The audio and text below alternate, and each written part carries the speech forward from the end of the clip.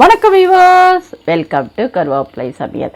இன்றைக்கி ஒருத்தர் வெண்டைக்காய் தயிர் குழம்பு பண்ணுங்கம்மான்னு கேட்டாரா. நான் ஆக்சுவலாக வீட்டில் இன்றைக்கி மோர் குழம்பு பண்ணேன், வெண்டைக்காய் போட்டு. அதனால் அதை எடுத்திருக்கேன். அதுக்கு ஒரு நியூ காம்பினேஷன் ட்ரை பண்ணியிருக்கேன். என்னென்னா, பீர்க்கங்காய் இருக்குது பார்த்தீங்களா, அது உள்ளே இருக்குல்ல, அந்த பீர்க்கங்காவை காய்க்கு நறுக்கிற மாதிரி நறுக்கி, அதாவது நம்ம கறி பண்ணுவோம்ல, காய் பண்ணுவோம்ல, அந்த மாதிரி நறுக்கிட்டு பண்ணியிருக்கேன். அது ஆக்சுவலாக மோர் குழம்புக்கும் சூப்பராக இருந்தது. அதை விட இட்லி, தோசை, சப்பாத்திக்கெல்லாம் சாப்பிட்டீங்கன்னா அந்த டிஷ்ஷு சூப்பராக இருக்கும். நீங்கள் 1 கிலோ பீர்க்கங்காய் வாங்கி இந்த மாதிரி பண்ணிவிட்டு சப்பாத்திக்கு, பூரிக்கெலாம் தொட்டுக்கலாம். காய்க்கு காயும் ஆச்சு, தொட்டுக்கையும் நியூ வெரைட்டி ஆச்சு. சூப்பராக இருக்கும். பண்ணி பார்ப்போம் வாங்க. நம்ம இப்போ எப்படி பண்ணலான்னு பார்க்கலாமா?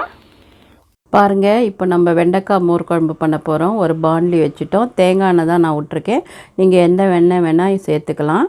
அதுக்கப்புறமா கடுகு போட்டிருக்கேன், கொஞ்சமாக சீரகம், அதை 1/2 ஸ்பூன் சீரகம், கொஞ்சம் கருவேப்பிலை, இதெல்லாம் போட்டுட்டு நம்ம இன்றைக்கி வெண்டைக்காய் மோர் குழம்பு பண்ணுறதுனால வெண்டைக்காய் இந்த மாதிரி அழகாக நறுக்கி வச்சுக்கணும். இதெல்லாம் நம்ம வதக்கணும். இந்த வதக்கிறதுக்கு நீங்கள் தண்ணி தெளிக்கிறதுக்கு பதிலாக மோர் கூட சேர்த்துக்கலாம். இப்போது மஞ்சப்பொடி போட்டிருக்கேன். இப்போ என்னென்ன போட்டிருக்கோம், கடுகு, சீரகம் எல்லாம் போட்டுட்டோமா. இப்போ கொஞ்சமாக நான் சொன்ன மாதிரி தயிர் கொஞ்சமாக ஊற்றி அதை வதக்கலாம். அப்போது அது குழ குழன்னு ஆகாது, நல்லா வேகும். அதனால இப்போ நம்ம கடுகு, சீரகம், கருவேப்பிலை, ஒரு மிளகா எல்லாம் போட்டு அழகாக கொஞ்சமாக உப்பு போட்டிருக்கேன். ஏன்னா அப்போ தான் சீக்கிரம் வேகும்ன்ட்டு. இப்போ அது பாட்டுக்கு வெந்துன்னு இருக்கட்டும். நம்ம என்ன பண்ணுறோம், ஒரு 6 ஸ்பூன் தேங்காய் எடுத்திருக்கோம், 1 ஸ்பூன் ஜீரகம் எடுத்திருக்கோம், 4 மிளகா எடுத்திருக்கோம். இதெல்லாம் நல்லா வெழுமூணு அரைச்சி எடுத்துகிட்டு வரணும். சரிங்களா? இதுதான் டேஸ்ட்டு நல்லாயிருக்கும். இது 1/2 லிட்டர் தயிரில் உப்பும் மஞ்சளும் போட்டு வச்சுட்டேன். இது நம்ம அரைச்சி அதில் சேர்க்க போகிறோம். சரிங்களா? அந்த தயிரில் இந்த 4த்தையும் அரைச்சி, இந்த 4 மிளகா, சீரகம், தேங்காயை அரைச்சிட்டு தயிரில் கலந்துட்டு இந்த வெண்டைக்காய் வெந்த உடனே அதில் ஊற்றணும். சில பேர் இதில் துவரம்பருப்பு கொஞ்சம் ஊற போட்டு அரைப்பாங்க. உங்களுக்கு அப்படி பிடிச்சா பண்ணுங்கள். நான் இந்த ஸ்டைலில் தான் பண்ணுவேன். ஒருத்தர் வெண்டைக்காய் மோர் குழம்பு கேட்டதுனால பண்ணுறேன். பாருங்கள், இப்போ அரைச்சதை தயிரில் கலந்துட்டேன், ஊற்றிட்டேன். அவ்வளோதான். நம்மளோட லைட்டாக ஒரு பபுள்ஸ் வரும். நம்ம இறக்கிட்டோன்னா நம்மளோட வெண்டைக்காய் மோர் குழம்பு ரெடி ஆகிடுது. நீங்கள் இதுக்கு மேலே வேணும்னாலும் ஒரு வாட்டி தாளிச்சிக்கலாம். சரிங்களா? இதுக்கு ஒரு சூப்பரான ஒரு தொட்டுக்கையும் பண்ணியிருக்கேன், அதை காமிக்கிறேன். இப்போ நம்மளோட மோர் குழம்பு ரெடி ஆகிடுதா? பாருங்கள் எப்படி இருக்குது, எம்மியாக இருக்கா? ஓகே. இப்போது நான் மோர் குழம்புக்கு புதுசாக ஒரு காம்பினேஷன் போட்டேன். என்ன அப்படின்னா, இதை பாருங்கள், பாண்ட்லி போட்டு எண்ணெய் ஊற்றிட்டேன்னா, கடுகு போட்டுட்டேன்னா, அப்புறம் கொஞ்சமாக சீரகம் போட்டுட்டேன்னா, இதெல்லாம் வெடிக்கட்டுமா.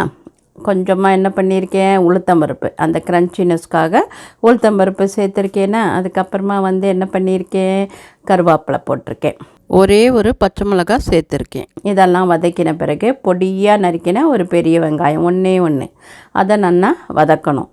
அதுக்கு தேவையான உப்பை போட்டுட்டோம். சரிங்களா? கொஞ்சமாக மஞ்சப்பொடி போட்டிருக்கேன்.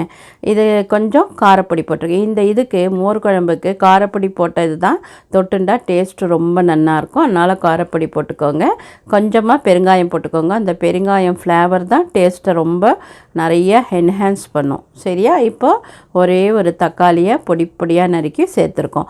இப்போ என்ன காய் காமிச்சிருக்கேன், பீர்க்கங்காயை இந்த மாதிரி நறுக்கி இதோடு சேர்த்துறோம். நீங்கள் பார்க்கலாம் இந்த காம்பினேஷன் என்ன இப்படி போட்டிருக்காளேன்னு.